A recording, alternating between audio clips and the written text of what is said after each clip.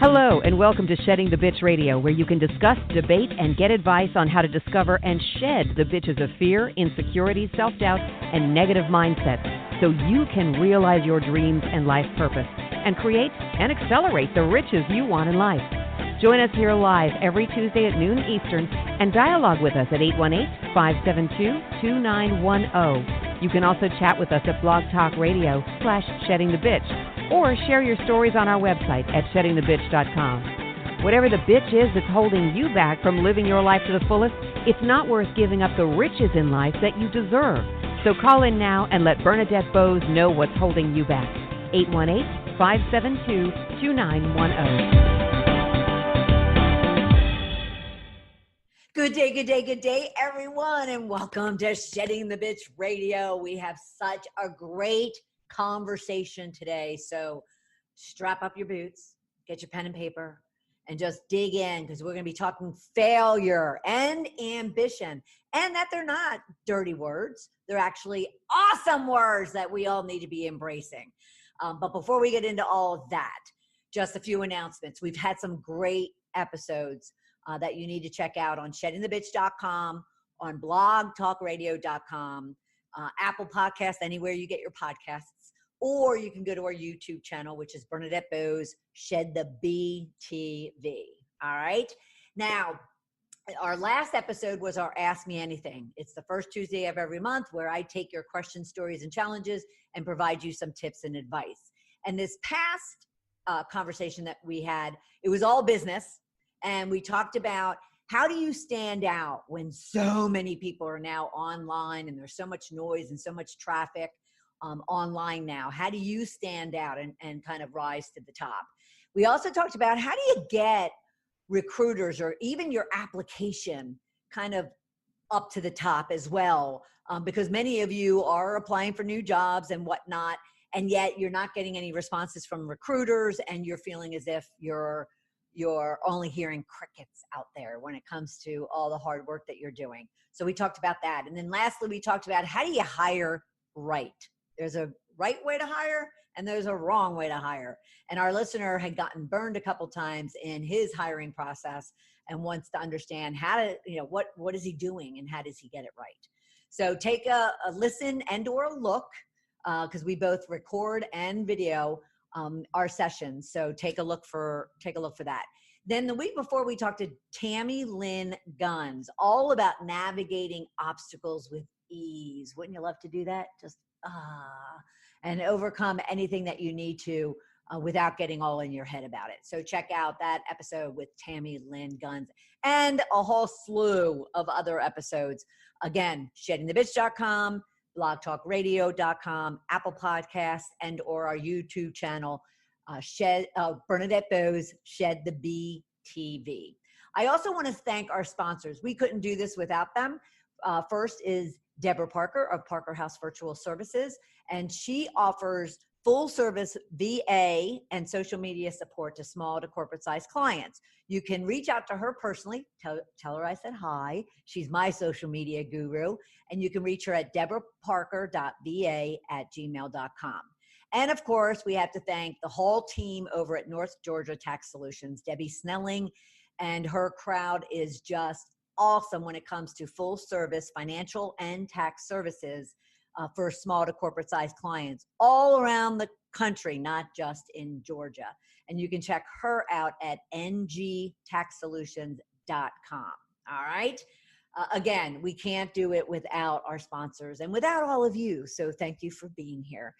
All right. Today is all about failure is not optional, people. It is required. So we're going to talk about how you can, how people idolize and promote people who have experienced success in their life. Rarely do we focus on the oftentimes painful and discouraging process called failure that it takes to achieve that success. Meaningful and long-term success is built on a foundation of trying experiences that build resilience and hone the characteristics that we find admirable in successful people, such as creativity, team building, effective communication, and problem solving. Now, I want you all to be listening for a few things. I want you to be listening for how to stimulate creativity in the workplace. to get people out of their head and creating. Also, develop effective teams at work by recognizing that failure is not optional, it's a must. You want to listen for how you can be honing meaningful communications and learn how to problem solve effectively, as well as develop that resilience that it takes to overcome any type of failure so you succeed. And it's a must. You must. Now our guest, smiling pretty there, is Cheryl Johnson of RWL Tech, who has 25 years experience in coaching, learning development, and workplace training performance. With her pioneering attitude, Cheryl has made strong contributions in the area of learning with an emphasis on behavioral change. Cheryl has been recognized as a leader in the architecture and design of interactive multimedia learning systems and strategies. She is also published by well-known educational psychologist Michael Allen in his 2012 e-learning annual. Cheryl has dedicated her life to developing learning solutions that drive performance at work and in one's personal life. And I want to end with the fact that she is a author of the Ambition Quotient, the missing attribute to your employees. And you can find that on Amazon. Check it out. It is something that you want to use for yourself, but you're going to also want to use for your teams and everyone else in the workplace. How are you, Cheryl? I'm great. I'm excited to be here. I'm excited to talk to you. There's actually a lot to unwrap here. But I do want to kind of level set everyone, including Cheryl, that as we get into a conversation here on the Shedding the Bitch show, we want to ground you in a rich question that's relevant to the subject we're talking about. So then that way, even though you may not think this is a topic that is specific to you, if you consider this rich question, you just might pick up things that you might not have picked up previously without really kind of thinking through a rich question. So your rich question for today to be considering is, how do you respond to failure? Consider that. How do you respond to failure? Because as Cheryl says, it's not an option. If you want to succeed, you need to look at failure as a good thing, not a bad thing. Wouldn't you agree, Cheryl? Oh, definitely. Yeah. I've had lots of experience with it too, so I can, firsthand experience. Absolutely. And that's what we're here to talk about. So everybody get ready. Because what I first want to understand, though, is let's back up a little bit and tell us a little bit about Cheryl, just so we can kind of get acquainted with you first before we dive into this topic about failure. Yes, by trade, I'm an instructional designer. I started off just writing training programs many, many years ago. I guess my very first experience writing training formally was probably what I consider to be one of the biggest failures. It was it came out of a need that wasn't working very well at the time. Sweet. And so that's kind of where I started. And then I formally went back to school and, paid all that big money to get the little piece of paper that basically said I could do what I had already been doing for the last 10 to 15 years. Yeah. And said, okay, you're official now. You can put your little, everybody can put their little stamp of approval and say, we can work with you now because you have that little piece of paper. Right. But doesn't it happen that way, that something in your life you find to be broken or unsatisfied or just a gap or a hole, and and you're like, well, wait a minute, if someone else hasn't solved this or taken care of this, I have to do it. Mm-hmm. Interesting how the world works, isn't it? So you went on to then, once you had that piece of paper, you went on to be the architecture and Mm-hmm. designer of interactive multimedia learning systems. Tell us a little bit about that. How I got into it, or what I actually do? What you actually do around that. What I do is I help organizations create blueprints. Okay. You would never build a house without having a blueprint. Right. And you hire an architect to do that, right? Right. I can't even tell you. I've been doing this so long, and I would say at least 98% of the time people come into me and they say, I need a 30-minute training on, it's got to be online, on ethics. And I go, okay, what made you decide that you needed a training on ethics? Well, compliance. We have to check the box. We have to say that we do this. Okay. How did you decide you wanted to be online? I mean, this before COVID, mind you. Right. COVID. Right. And they're like, well, because that's the easiest way to do it. I'm like, okay. How did you decide you wanted it to be 30 minutes long? Well, that's all the content we have is for 30 minutes. I'm like, okay. Let's step back from that and let's talk about, and I find this really interesting. I was working for a membership organization of electrical cooperatives, and they had a similar issue.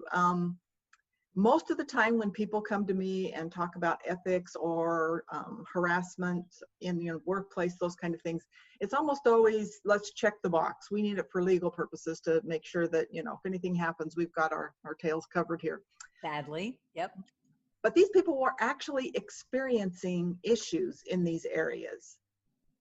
And so I was like, rather than just kind of go through a couple of scenarios and have people answer a few questions and say, oh, good, we conceptually, we get the idea.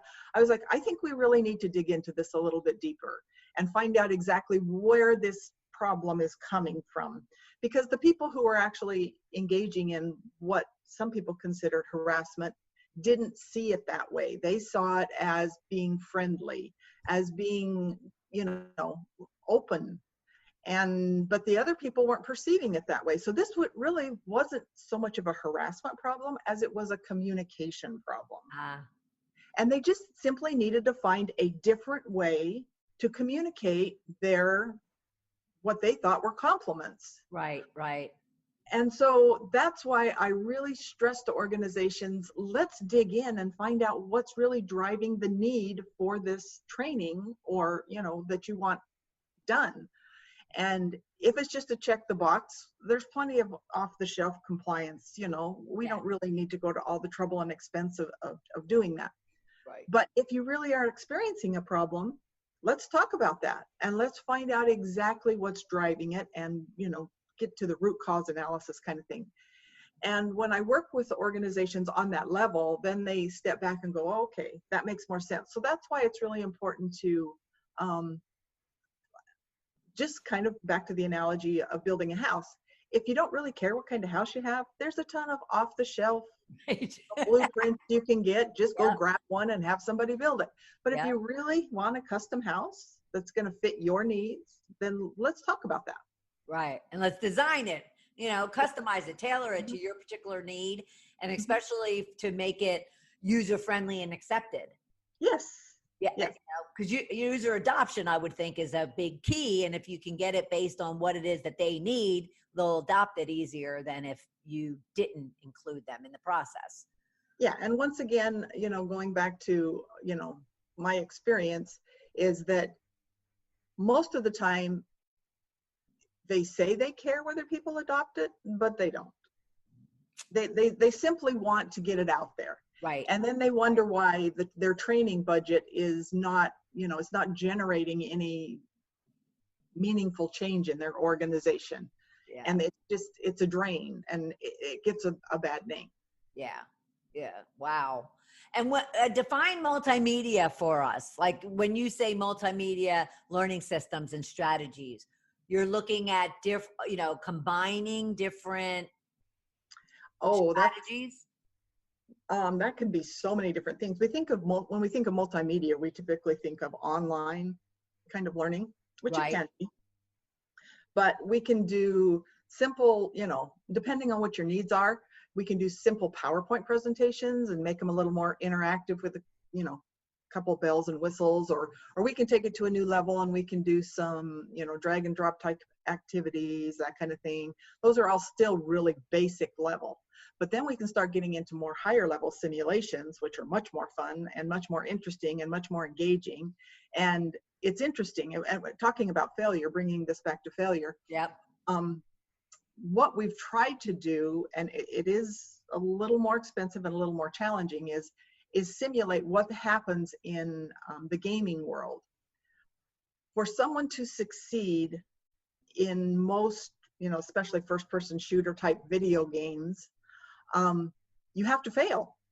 You have to. I mean, that's all part of the process. Right. And you're constantly out seeking all of these different tokens or whatever. I'm not a real big video game person myself, but you gather all this information to help you solve this problem, to move through, and you move up a little bit, then you move down a little bit, and then you move up a little bit, and then you learn a few things and you have to step back a little bit.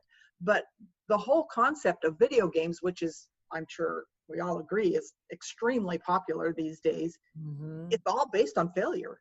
Right. Success in that world is based on failure. Yeah. Yeah. And so we try to do that. We try to mimic that a little bit in, simulations and things. And those simulations can be in-person ones that we do in class, or they can be online simulations.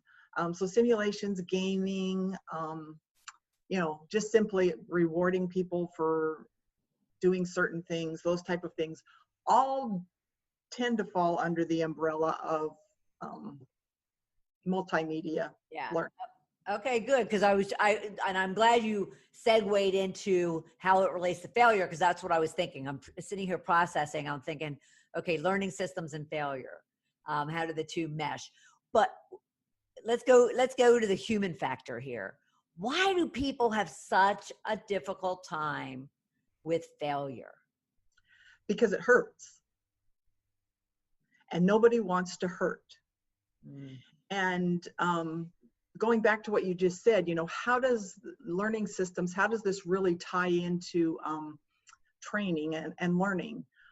We live in a world where we expect to go to training to learn all the right answers so that we don't fail.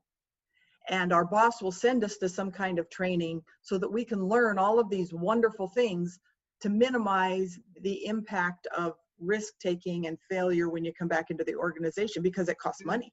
Yeah.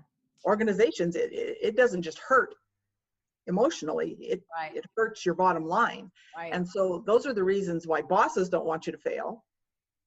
And personally, the reason you don't want to fail is because it simply hurts. And probably one of the best examples I share in my book and almost all the time is when I very first got started. I started, my first husband was blind. And so he used assistive technology to have the computer read to him. Okay. There was some new technology out there where for people who have mobility impairments, where you can talk to the computer. And, we see this all the time nowadays. This was like in 1990. It was pretty new. You talk to the computer and it responds. You tell the computer, you dictate, and it will type for you, or you can tell it, mouse right, mouse left, whatever, that kind of stuff, right? Right. So my husband, he got really good at, the screen reading technology where the computer talks to you, but he wanted me to get into the other side of it so that we could, have both of these and start a business working with people who have disabilities. Well, we didn't have a lot of money. But we managed to scrape together, and at $10,000, I remember it was roughly $10,000, plus all of our travel costs. We were living in Wyoming at the time, and we went back to Boston, big training that they were doing so we could learn to do everything right, kind of thing. And it was probably one of the most challenging experience, there's plenty of them, but one of the most challenging experiences I'd had in my life. It was wintertime, the flights were delayed, it was a nightmare. We got there at like 4 a.m. The class started at 7. I don't function well with no sleep. I mean, some people can do it, that's not me. Right. So I'd had not even 3 hours of sleep. I mean, we had 3 hours of taking not even a nap. And I walked into class, sat down, and everybody got up and, they were doing their exercises and things, on their computers, and it was working, but for whatever reason, my computer wasn't working. And so they brought in some tech support to help me, and they're still moving forward with the class while I'm over here trying to figure out what's going on with my computer. And this class was a week long. And I am not exaggerating when I say every single day I had issues with my computer. And they moved me to several different computers, you know? So, you know, by the time I walked away from this class, I just went home. I was frustrated. I was angry. It was like I spent all this money. Right. How stupid could I be? This was ridiculous. Everybody else got what they needed from this class. I got nothing from it. I remember I took my little laptop, and laptops were new back then, so they were a lot more expensive than, you know, regular desktops, and my manuals, and I just threw them in the closet, and I was angry, and I was just like, why did I? This was one of the biggest mistakes I've ever made in my life. Why in the world did I do this? But I'm a pretty, even at that point, I could tell you stories even prior to that. I'm a pretty resilient person. And after a couple of weeks, I opened the door to the closet, pulled the laptop out, got the manuals out, and I was like, wow, I'll bet you I learned 10 times more than other people in that class. Because while I was working on the computer, I was learning how to fix the computer.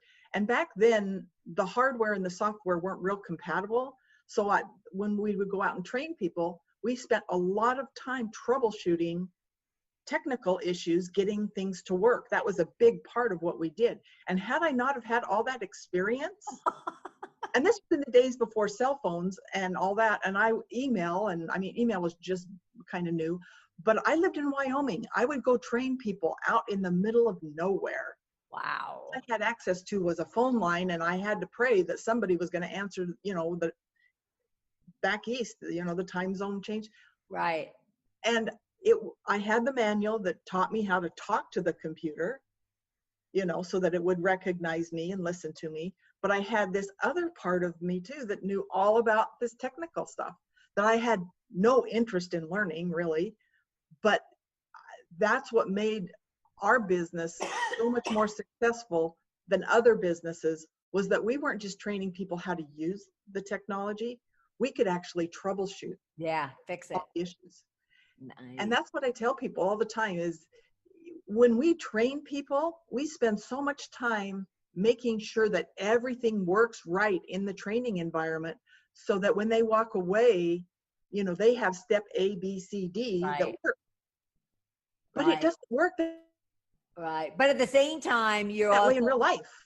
Yeah, absolutely. And you're walking away with finding the blessing in the failure, or in what you perceive to be, you know, a failure, a struggle, a challenge, an obstacle. And yet you found that nugget to say, well, wait a minute, there's something to take from this. Excuse me.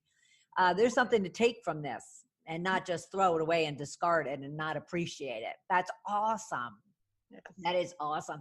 So would you say, especially, you know, in the crazy times that we have right now going on, but would you say is turnover, morale, those kind of things, are they issues? How great of an issue are they in organizations these days? My own personal experience from this, and I've worked as an independent contractor for a long time. So I've worked for tons. I mean, when I say hundreds, I mean hundreds of different organizations, small, big, government, non-government, you name it.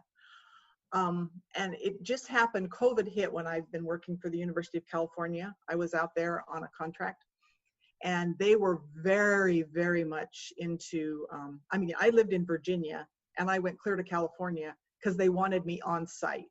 Oh. And I was there for over a year. Oh, wow. Yeah. And I was like, the work we do doesn't really need to be. I mean, I live in Virginia. Come on, let me go back. I work from home. I work remote all the time. They're like, no. We want you here. And I'm like, whatever. You're paying me. So whatever. Yeah.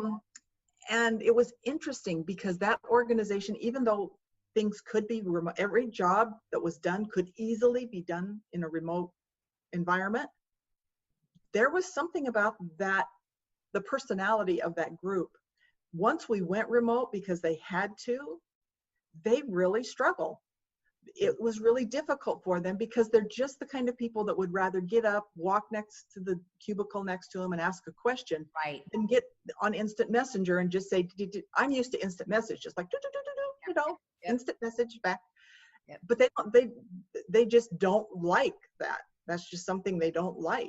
Right. And so they've really struggled. I think organizations that were used to remote work are doing okay. Yeah, sure. But organizations that, you know, I was amazed at Silicon Valley. It was like, you guys haven't caught on to the whole remote work idea? Because as soon as this came out, they were all like, oh, wow, this is so cool. We don't have to live in these expensive places in Silicon Valley. We can go live in Montana, Yes. you know, and, Right. you know, Right. but yet they still don't know how to create that cohesive team in a remote environment. So in that aspect, I believe a lot of organizations are struggling. The other area where I see, and it really makes me sad, I still manage to, you know, drive around and be around, you know, the country a lot, even though through COVID. And it just breaks my heart to see closed signs everywhere. I mean, right now, it's heartbreaking. It's heartbreaking. And I'm just like, oh my gosh. But so many organizations were able to adapt. Yeah. And come up with new ways of doing things. Oh, sure. Absolutely.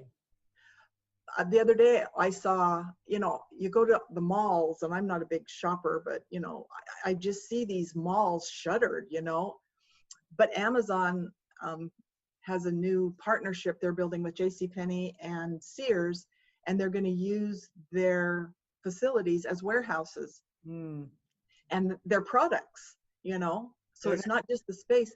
And I'm like, I'm so glad to see people being creative and innovative and coming up with ideas. But it all came about because of, quote, failure, right? Right. Because of COVID. They had to shutter their businesses and close their doors. That's failure. That hurts. Yeah.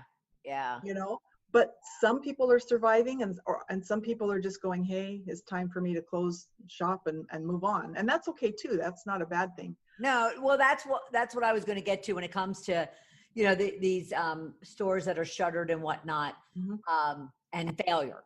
So bringing it back to failure it's not always a negative thing that, you know, because that company, that business, that individual, they may have needed to make that decision, you know, long before, and they, you know, and they just kept on hanging on, maybe, you know, just bleeding, you know, on a daily basis. And yet, again, almost like your story about finding that lesson, you know, within that, you know, I hate the word failure. Personally, I hate the word failure.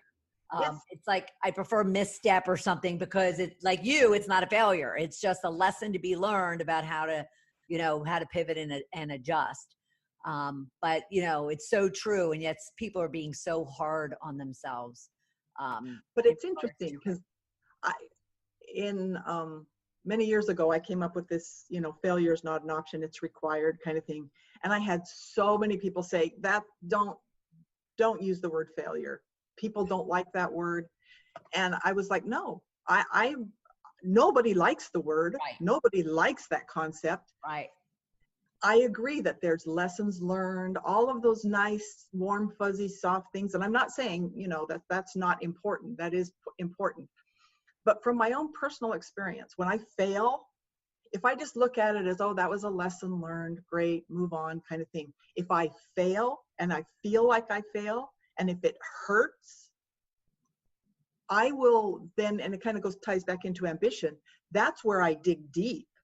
And I go, okay, I really, you know, had I not have had such $10,000 when I started that business in 1990 was an enormous amount of money for me. Sure. And that hurt. Right. I had to dig deep, really deep, and say, okay, I can't afford to lose that much money. I can't just write this off and say, oh, well, lesson learned. No, I had to dig deep, and I had to reach out to other people and say, help. I need help. Good. My brother, who was living in California at the time, happened to be in the computer business. And I relied heavily on him to help me. You know, when I couldn't call somebody, any other business at midnight, I could call my brother. Yeah. And we reach out, and that, that's where these teams come together. That's where creativity is spawned from. Right. All of these things come from digging deep when it hurts. Ugh. And that's why it needs to hurt. Not all the time. Sometimes Right. you just write it off and say, okay, let's learn. Yep. Don't You do need that to feel again. it. Yeah. You need to feel it. Well, speaking of ambition, and again, I want to remind everybody two things.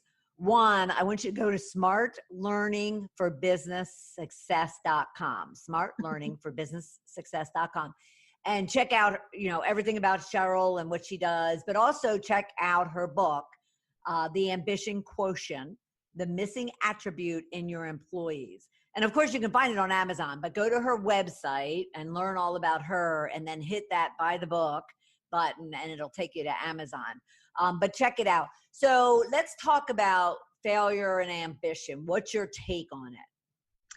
Well, once again, I think failure kind of spawns that digging deep. And ambition, a lot people will take the word ambition and failure and they're like, oh, these are bad words. We don't like them. Let's erase them from our vocabulary, kind of thing. And I'm like, no, let's embrace them. Ambition does not mean, in my definition, that success at all costs, and no matter who I walk over or step over to get there. No, that's not ambition. I equate ambition with resilience. Ambition means that I'm going to rise above the challenges that I'm facing, and I'm going to use the resources available to me. I'm going to work with other people, not against other people, to get where I want to go, because I want all ships to rise at the same time. Yep. If I'm going to be ambitious, that means I don't just want to be successful. I want everyone around me to be successful. And one of the, just interestingly enough, in the process of, I talked to Bernadette a little bit before we got on the show. We're purchasing a house, and it's out in rural Virginia. And when I say there's no internet, I'm not meaning that there's one or two bars or no, zero, no internet, no cell phone service, none. You're moving there? Yeah, I know, crazy, right? Crazy. Well, for me, I'm like, I love to disconnect. My husband, totally different story. No. He has to be connected 24/7. He is going crazy. You want to see ambition in motion? Take the internet away from him, and you will find that he is just driven. I mean, to levels I've never seen him driven to get internet to this area. And I was able to get through my business because of COVID and various things, a certain amount of money through that program. And I've been very, very careful with it, because I don't want to take it just to benefit me. Right. Because that's nice. But honestly, I'm not in the position a lot of people are. Right. So that my husband's like, well, let's take this money to get internet to our house. And I'm like, that's fine. I'll do that. But only on one condition, that it benefit all of my neighbors who don't have internet either. If we can come up with a solution that will benefit all of them as well as me, then yes, I'm on board with you 100%. And there's a little ISP in town, and he's been trying to get fiber, to this area and not having a lot of success. So I'm joining resources, working with them. And to me, that's ambition. Right. That's taking, a situation and saying, yes, let's go get it. Let's explore every option out there. Let's be creative. I mean, you should see the creative solutions that they're coming up. Things I've never heard of, and I'm pretty tech savvy, of how to get internet. Oh my gosh, it's crazy. I'm like, I didn't even know these things existed. Well, and it sounds too, your description of ambition too is it's about something that seems to a lot of people as very grandiose or very hard to achieve.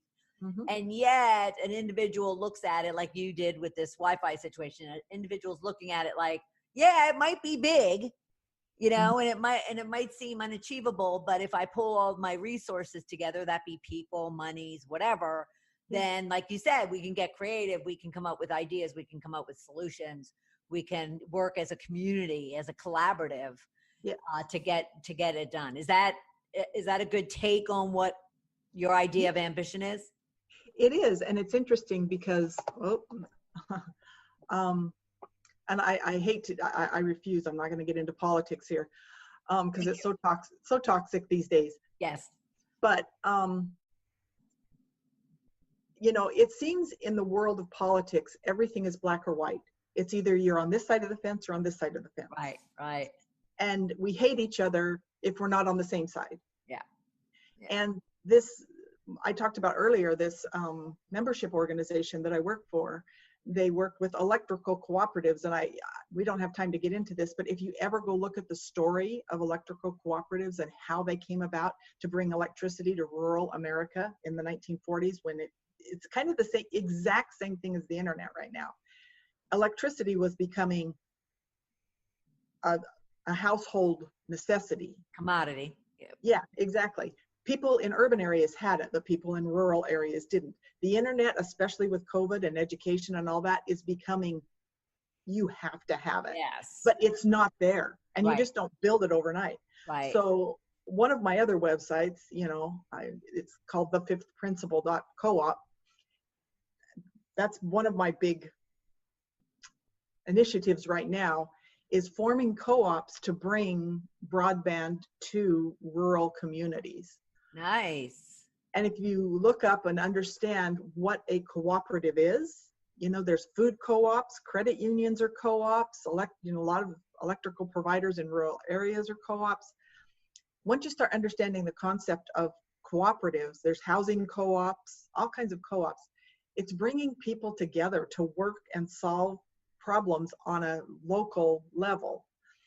And instead of people arguing over what we disagree about, they're like, no, let's come together on something we do agree on and find solutions to those problems. Right. And I just think in the world that we live in today, this idea is essential to solving the problems that we have. Together. And creating community, as opposed to being so divisive, come together and let's talk it through and understand each other's differences to come up with the best options to help everybody. And I want to mention the fifth principle.coop, correct? The fifth principle.coop, should you be interested at all, anyone listening or watching, check that out as well. So when it comes to failure, when it comes to ambition, when it comes to teaming at work, and say we have leaders listening and watching the program, what would you recommend to them? 1 step, 2 steps, what would you say to them to do when it comes to really leaning on failure as it's not just an option, it's an absolute must, it's an imperative, and to help them and to help their teams recognize the value in it? First of all, it starts with hiring the right types of people. And, we look for qualifications. And when you were doing your intro, it's like, okay, we all know this on some level. I put my resume together. I submit it to especially if it's a big organization. A human being's not even going to look at it. Right. A computer is. Yep. And they're going to analyze all these keywords and decide if you have all these qualifications, right? To me, total waste of time. I realize that you get thousands of applications. You've got to find some way of filtering them out. But if you really want to hire the right kind of people for, in my opinion, what the future needs, I have so many little initiatives that I'm working on. And one is helping organizations become continuous learning organizations. Used to be you could hire somebody and at least for 10, 15 years, their skills were going to be relevant and be able to contribute to your organization. Right now, you hire somebody, it's down to about 2 or 3 years that their skills will stay relevant. Right. And if you don't hire people that have that mindset of being in a continuous learning environment and are willing to take risks, but that's where you interview when you talk to them about risks. It's not just go out and try anything and hope it works. I did a training program for Alcoa several years back, and I can't remember the name of it, but it was really interesting. One of the things that they were saying was their employees had a lot of good ideas, but they would just come dump their ideas on their supervisor, and the supervisor would be like, well, great, nice idea. And nothing ever got done. Nothing ever changed. The person was disappointed because they thought they had a great idea and nobody ever did anything. The supervisor's like, hey, I got enough on my plate. Don't dump more on my plate.